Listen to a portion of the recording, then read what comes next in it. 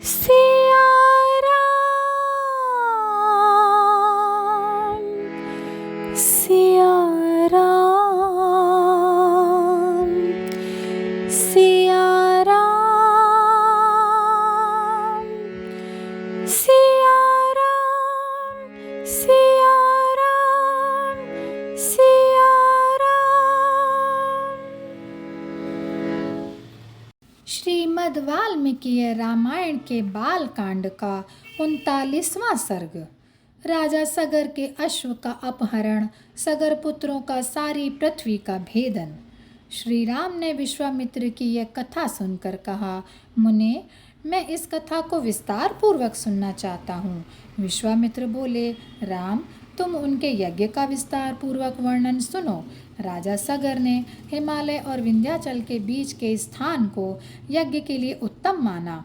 उस यज्ञीय अश्व के रक्षा का भार महारथी अंशुमान ने स्वीकार कर लिया, लेकिन यज्ञ संबंधी इस घोड़े को इंद्र ने राक्षस का रूप धारण करके चुरा लिया। यह देखकर पुरोहितों ने राजा से कहा, राजन, कोई यज्ञ संबंधी घोड़े को चुरा ले गया है। आप चोर को मारकर घोड़ा वापस ले आइए, क्योंकि यह अमंगल सूचक है।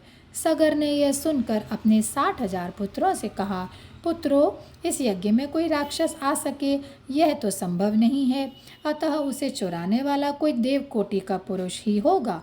अतः अश्व की खोज में पृथ्वी का चप्पा चप्पा देख डालो, और जब तक अश्व ना मिले इस पृथ्वी को भी खोद कर ढूंढ निकालो। मैं यज्ञ की दीक्षा ले चुका हूँ, इसलिए स्वयं नहीं जा सकता। अश्व का पता लगने तक मैं पुरोहित और पौत्र अंशुमान के साथ यहीं रहूँगा। श्री राम तत्पश्चात सगर पुत्र सारी पृथ्वी का चक्कर लगाने के बाद भी अश्व को ना पा सके। तब उन्होंने अपनी भुजाओं द्वारा पृथ्वी को खोदना आरंभ कर दिया। रघुनंदन, उस समय शूलों से विदीर्ण की जाने वाली पृथ्वी आर्तनाद कर उठी। उनके द्वारा मारे जाने वाले नाग, राक्षस तथा अन्य प्राणी भी भयंकर चीत्कार करने लगे।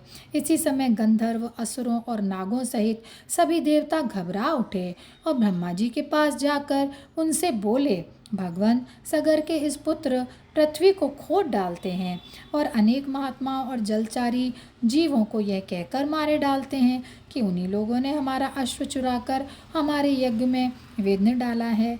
और यहीं पर यह अध्याय समाप्त होता है। जय सिया राम, जय सिया राम, जय सिया राम।